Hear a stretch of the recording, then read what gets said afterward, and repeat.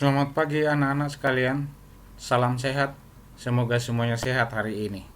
Selamat berjumpa kembali pada hari ini dalam pembelajaran IPA terpadu. Pada pertemuan yang lalu kita telah membahas tentang besaran pokok dan besaran turunan. Beberapa contoh besaran pokok dan beberapa contoh besaran turunan. Hari ini kita akan melanjutkan pelajaran kita dan membahas tentang bagaimana caranya mengukur besaran turunan. Dalam hal ini adalah beberapa besaran turunan yang kita akan ukur hari ini, dan kita akan mulai dengan mengukur volume benda. Volume ini adalah salah satu contoh besaran turunan yang diturunkan dari besaran pokok, perkalian antara panjang kali lebar kali tinggi, itu menjadi volume. Nah, pertanyaan sekarang adalah bagaimana cara mengukur benda yang bentuknya tidak beraturan? Bagaimana caranya mengukur volume benda yang bentuknya tidak beraturan? Kalau benda yang bentuknya tetap atau bentuknya beraturan, itu volumenya dapat dihitung dengan menggunakan rumus. Tergantung dari bentuk benda itu yang mau diukur volumenya. Maka kalau bentuknya tetap beraturan, maka kita menggunakan rumus matematika seperti contoh nanti di bawah. Nah, persoalannya adalah kalau benda yang kita mau ukur volumenya tidak beraturan, misalnya sebuah batu. Nah, benda yang tidak beraturan seperti sebuah batu itu bisa kita ukur volumenya dengan menggunakan gelas ukur. Ingat ya, gelas ukur digunakan mengukur volume benda apabila ukuran benda yang kita akan ukur kecil. Bagaimana kalau bendanya ukurannya besar? Maka benda yang tidak beraturan dan ukurannya besar itu dapat diukur dengan satu alat yang disebut dengan gelas berpancuran. Sekali lagi, benda yang tidak beraturan ya, apabila berukuran kecil, volumenya bisa diukur dengan menggunakan gelas ukur, dan benda yang tidak beraturan apabila ukurannya besar, volumenya dapat diukur dengan menggunakan gelas berpancuran. Baik anak-anak, kita akan lanjut. Kita menggunakan dulu gelas ukur. Namanya gelas ukur, maka pada bagian-bagiannya itu ada skala-skala yang merupakan ukuran dari gelas ini. Mula-mula ketika kita mau mengukur benda yang tidak beraturan ukuran kecil, maka gelas ukur ini kita isi air pada batas tertentu. Kemudian setelah kita isi air pada batas tertentu, kita perhatikan dia menunjuk pada skala berapa. Misalnya pada gambar ini yang terisi air, dia menunjukkan skala 50 ml. Selanjutnya ketika kita sudah memperhatikan skala ini, maka benda yang kita akan ukur kita masukkan ke dalam zat cair ini. Nah, setelah benda kita masukkan ke dalam zat cair ini, maka zat cair ini akan naik. Sehingga tadinya itu adalah 50 ml, sekarang skala yang ditunjukkan adalah 160 ml. Pertanyaan sekarang, berapakah volume benda yang ada di dalam gelas ukur ini yang kita akan ukur volumenya? Baik, perhatikan pembahasannya begitu. Saya memberi label ini adalah posisi pertama, dan ini adalah posisi kedua. Posisi pertama sebelum dimasukkan benda, dan posisi kedua sesudah dimasukkan benda yang akan diukur. Volume benda yang akan diukur dapat dihitung seperti ini. Skala pada volume pada posisi kedua dikurangi dengan skala pada posisi pertama. Nah, sekarang kita masukkan nilainya. Skala yang ditunjukkan pada posisi gelas ukur pada posisi kedua adalah 160 ml, sementara pada posisi pertama adalah 50 ml. Maka volume, hasil pengukuran volume benda ini, kalau kita tentukan, kita hitung 160 ml dikurang 50 ml sama dengan 110 ml. Artinya apa, anak-anak? Volume benda yang berada di dalam sini yang tidak beraturan adalah 110 ml. Baik, kita lanjut kepada benda, mengukur volume benda yang bentuknya tidak beraturan, berukuran besar. Kalau kita menggunakan gelas ukur, tidak mungkin gelas ukur yang kita gunakan itu muat dengan benda yang ukuran besar. Maka alat ukur yang kita gunakan adalah selain gelas ukur nanti juga ada gelas berpancuran. Perhatikan gambar ini. Ini namanya gelas berpancuran dan ini adalah gelas ukur. Gelas berpancuran pada bagian ini itu ada semacam lubang dari dalam yang nantinya bisa dilalui oleh air. Maka mula-mula gelas berpancuran ini kita isi air pada batas pancurannya ini sampai tidak ada air keluar. Kemudian kita mengambil benda yang akan diukur volumenya, lalu kita masukkan ke dalam gelas berpancuran ini sehingga posisinya seperti ini. Nah, ini benda yang telah saya masukkan, sudah dimasukkan ke dalamnya. Ketika benda ini dimasukkan ke dalam sini, maka zat cairnya akan naik. Karena dia naik, maka ketika dia mencapai pancuran ini, air akan keluar melalui pancuran ini. Dan air yang keluar ini kita tada sedemikian rupa sampai nanti akhirnya tidak ada air lagi yang keluar dari gelas berpancuran ini.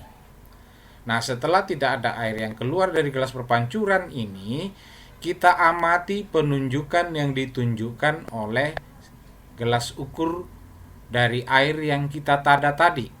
Kebetulan pada gambar ini bendanya volume benda. Nah, maka penunjukan ini menunjukkan volume benda yang diukur. Kebetulan gambar ini menunjukkan 25 cm kubik. Artinya apa?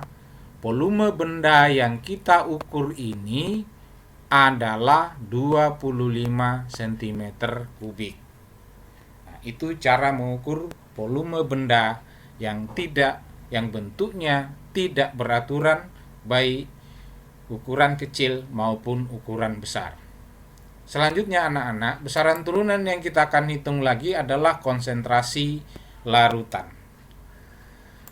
Misalnya, kamu membuat sebuah larutan gula dengan memasukkan gula ke dalam air, kemudian diaduk dan kamu cicipi, pasti merasa manis. Anak-anakku, besaran turunan yang dapat diukur dalam campuran tersebut, campuran antara gula dan air, itu yang disebut dengan konsentrasi larutan. Berapa besar konsentrasi larutan? Yang ini ketika kita mengambil gula lalu dan dicampur dengan air, dan ini bisa dihitung, dan konsentrasi larutan ini dapat dihitung dengan persamaan seperti ini. Perhatikan anak-anakku. Konsentrasi larutan sama dengan massa zat terlarut dibagi volume pelarut. Kalau tadi yang kita campur itu gula dan air, maka zat terlarutnya itu adalah gula.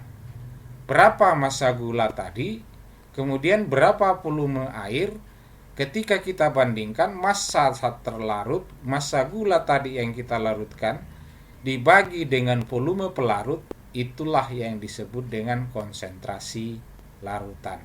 Selanjutnya K itu disebut konsentrasi larutan. Satuannya nanti tergantung dari komposisi larutan. Contoh, Andi melarutkan gula 500 gram dalam air panas yang volumenya 250 ml. Tentukanlah konsentrasi larutan tersebut. Nah, anak-anakku, perhatikan sekalian, bagaimana caranya menentukan konsentrasi larutan. Yang diketahui tadi adalah massa gula.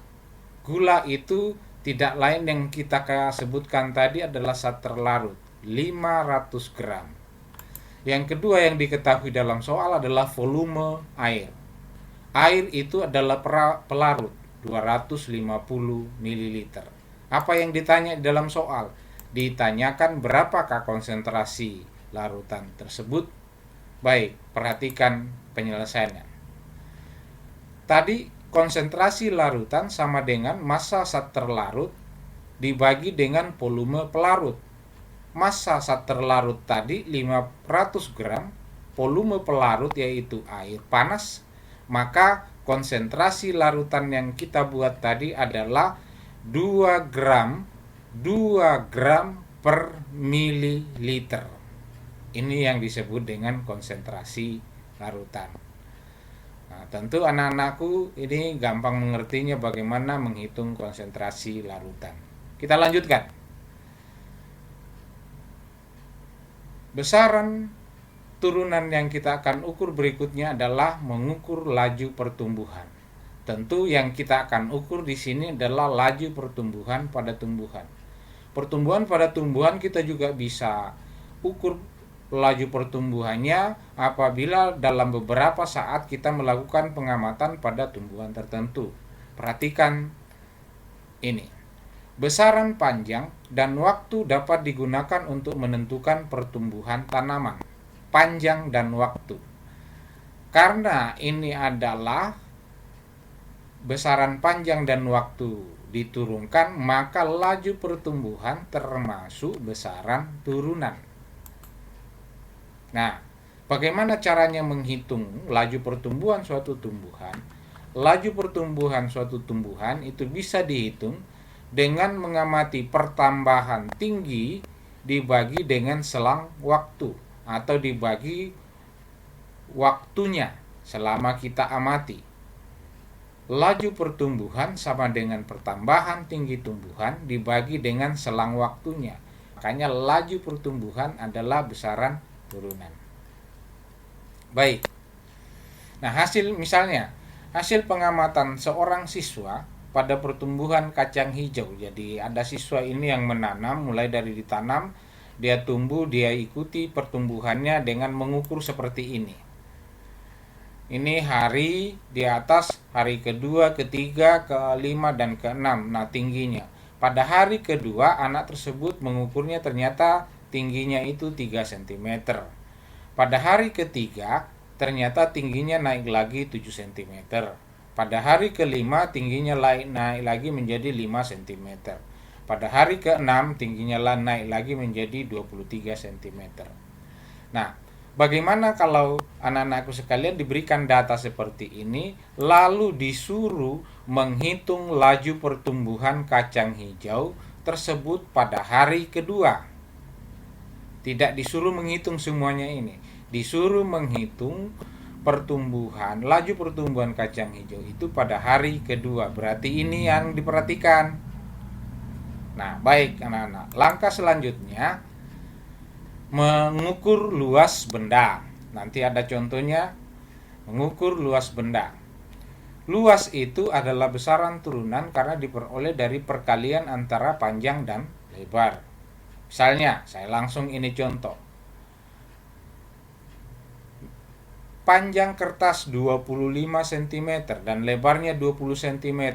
Maka luas kertas tersebut yaitu luasnya sama dengan panjangnya dikali lebarnya, 25 cm kali 20 cm sama dengan 500 cm persegi.